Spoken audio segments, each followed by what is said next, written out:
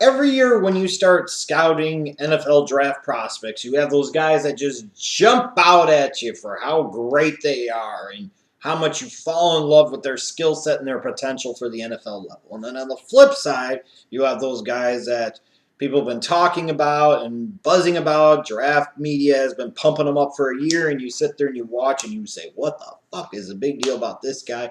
You're insane. If he's a first round talent, I'll get his name tattooed on my scrotum. But then you have those guys in the middle. Those guys that don't wow you as a prospect, but they don't sit there and make you say, oh, they're going to be a bust. You see the potential for them to be a good NFL player, but you maybe don't see the potential for them to be a great NFL player. You think they could have some bust potential, but not a lot of bust potential. You think they'll ultimately make it. And in some ways, those are the guys that kind of slip through the cracks and end up kind of being boring as prospects because they don't have those overwhelming wow factors to them. They don't have those overwhelming traits to them. And I think a guy that fits into that category for me is Tyler Boyd. Here's a receiver, 6'2", 205 pounds, a junior out of Pittsburgh. He was really productive the past 3 years at Pittsburgh, playing with 3 different quarterbacks, which I think is appealing, is the fact that he was able to stay consistent and produce, even though he didn't have the best of quarterback situations. Frankly, none of the quarterbacks he played with were very good at all, if we're being so honest. But this was a guy that could still make an impact. This was a guy that could still produce and put up numbers and move chains and score touchdowns and things of that nature. But, again, I don't know if he has the most wow factor to him or the most it factor to him when you watch him. But I think there's a lot to like about him on film. 6'2", 205 pounds. He's got a good height-length combination. I'd like to see him put more meat on his frame, more muscle on his frame, because sometimes you look at Tyler Boyd and you look at him, it's kind of weird because you think he's bigger than he actually is. But he's got a basic body to work with in terms of 6'2", 205 pounds, more than enough size to play outside at the NFL level. He's a really, really good route runner, one of the best route runners in this draft. He's got an expansive route tree. He's really good at running routes, even if he doesn't have the most burst and the most acceleration.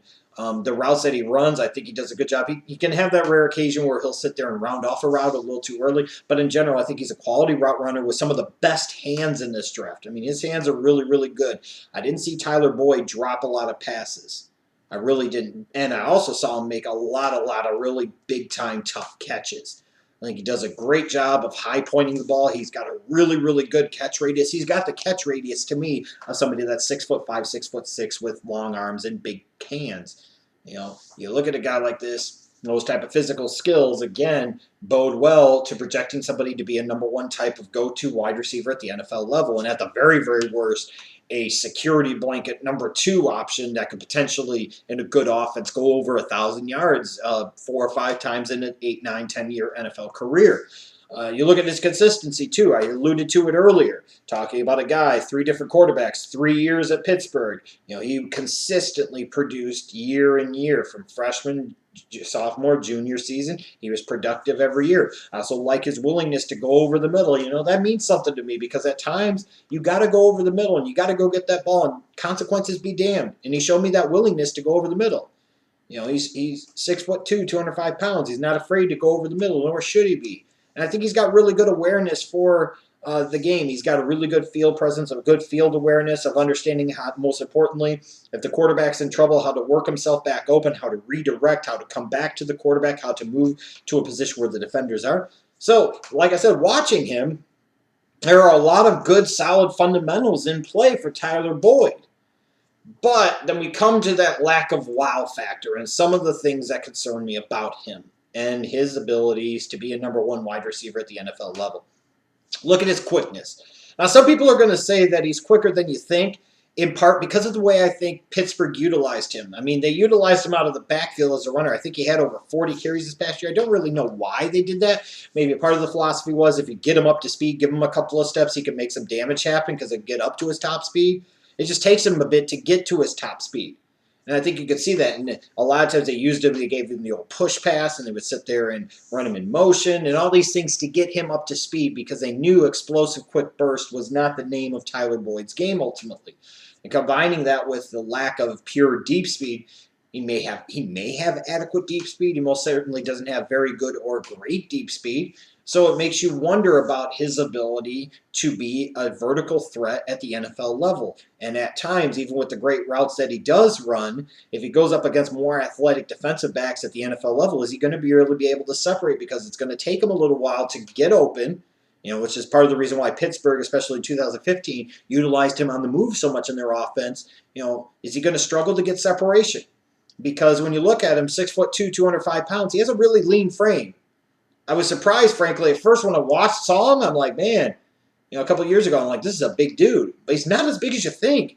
And in particular, he has a really lean frame. He could use another 10 to 15 pounds of quality muscle, both, spread out throughout his upper and lower body. So I wonder, he showed me some ability to be physical, but is he really going to be able to physical with NFL corners that are in an NFL weight program that have NFL man strength when he doesn't have that?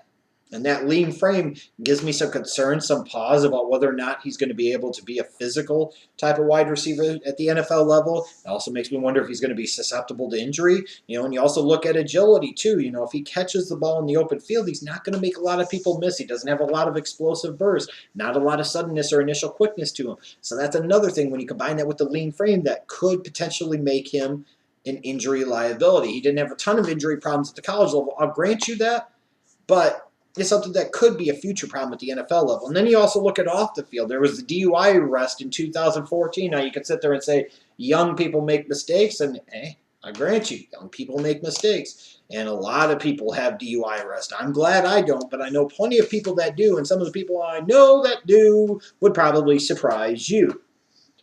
So it's not an ultimate damnation of Tyler Boyd or speaking to his character or anything like that, but it is a question mark. It is a concern, especially when you look at players like Josh Gordon and his problems with the green substance. But Justin Blackmon, a guy who had multiple problems with alcohol and still has problems with alcohol, just got popped off again for like his fourth DUI. Is that something that could be coming down the road for Tyler Boyd? Does that speak to his off-the-field character? Does that speak to his immaturity? Does that speak to his decision-making? That's going to be a major red flag for organizations, and some teams might take him completely off the board or drop him several rounds lower than you would think because of that matzo ball hanging out there of that DUI arrest from 2014. So the interview process at the combine in the pre-draft process is going to be critical to Tyler Boyd, because he's going to have to take accountability, be able to answer for what he did, and be able to, more importantly, or just as importantly, be able to answer on how he's not going to make the mistake, repeat it again, and how he's going to avoid those type of decisions and behaviors going forward. That's a legitimate concern. Doesn't make him an undraftable prospect to me by any means, but it is, I think, a legitimate concern. In terms of NFL comparisons, the closest I could come up with, I see some people that have put in Allen Robinson, and I think they're ridiculous because Allen Robinson was much more explosive and much quicker than a Tyler Boyd. I thought he also used his body a little bit better than Tyler Boyd. And part of the problem for Allen Robinson is he fell victim to a great, legendary, epic, greatest of all time 2014 wide receiver class that he was a part of. That's why he went so late in round number 2. I look at Keenan Allen, though, and I think that's a good comparison. Two guys with good height and length, very good at the routes that they do run. I think Boyd is a more accomplished route runner in terms of the complexity and the intricacies and the depth of the route tree that he does have as opposed to Keenan Allen. But I thought they were both good route runners in college for what they did. I think they both have really good instincts for the position, and they have a nice catch radius. I think Boyd's hands are better than Keenan Allen's, but both guys that can make themselves bigger and sometimes display a catch radius at the college level like they're 6'5" or 6'6". But you have questions about their quickness and in particular their deep speed. Keenan Allen ended up going in round number 3 in a boo-boo-ass draft in 2013 for 2 reasons. 1, concerned about a knee injury, and 2, probably more importantly, teams question his quickness and his deep speed. Now, at the NFL level, it's ironic. With the Chargers, he ended up becoming a quick and somewhat explosive slot receiver, which speaks to the fact that you can work on those things and you can improve on those things and you can get quicker and you can get faster. Just because you're only this speed or this explosive at 21 years of age doesn't mean at 23, 24, you can't be quicker, more explosive, and faster. It's not that. But I look at the guy with mediocre to bad quarterback play for his 3 years, and I wonder sometimes if that impacted the way he was featured, and I wonder in particular, and I think it did impact the way he was featured. That's why they put him on motion so much, because they were trying to compensate for his lack of quickness and deep speed and explosiveness. But they were trying to get him on the move, but they were also trying to find creative ways to get the ball in their hand because they knew their quarterbacks at Pittsburgh weren't very good. So maybe if he had more competent quarterback play at his disposal, like you had at Baylor, like you had at Ole Miss with Chad Kelly, like you had with Trevon Boykin at the college level, at least at TCU for Josh Doxson. Even Notre Dame had a much better quarterback situation for Will Fuller than Tyler Boyd's had the past 3 years at Pittsburgh. Maybe you look at it similar to Keenan Allen his last year at California in particular. Quarterback situation there was terrible, so it wasn't the best way to feature a guy heading into the NFL draft. Maybe that's a similar situation here for Tyler Boyd. I think he could be a polarizing wide receiver prospect in terms of NFL front offices and scouting departments. I think there are teams that are going to look at him with at least low wide receiver 1 upside or high wide receiver 2 upside and think that he may be a first to second round talent, like in that 25 to 35 type of range. I think there are other teams that are going to be turned off by the DUI arrest, really have concerns about his quickness and his frame and his deep speed, and say that he was a productive college player, but they didn't see a whole lot of progression in his game over the past 3 years, and they wonder how much better he'll really get at the NFL level. And a lot of teams might have him as a round 3 or round 4 even prospect. I really think that could be the case. Like I said, I like his height and length. I like some of the ways he uses his body. I think he's got a good ability, again, to go high point the ball. He's got a nice catch radius. I thought he was a very consistent producer, even in the less than ideal type of situation, which was Pittsburgh's offense and Pittsburgh's quarterback situation the past 3 years. A guy that showed me some toughness, willingness to go over the middle, some fight. I like those type of things. But again, that lack of quickness, the lack of deep speed, he needs work. I do have concern, again, about the DUI arrest. I can't escape that. And I think at the end of the day, it's hard for me to envision him becoming a number 1 wide receiver at the NFL level. He could, because he has a lot of those fundamentals in place where he could, and maybe he should. And like I said, maybe in part this is because of the way he was featured at Pittsburgh and the help he had around him at Pittsburgh, especially once James Conner went out with the knee injuries, so on and so forth. I look at Tyler Boyd, and I see people still mocking him in the first round, and I personally just don't see it. I think he's a top 50 prospect in this draft. So somebody I would spend maybe a middle second round pick on, or if I was really wide receiver needy, I would maybe explore spending a top 35 or top 40 pick on a Tyler Boyd, perhaps.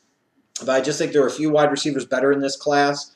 To me, when all plays out, he's probably going to be the number 5 or number 6, maybe number 7 wide receiver in this class, probably number 5 or more so number 6.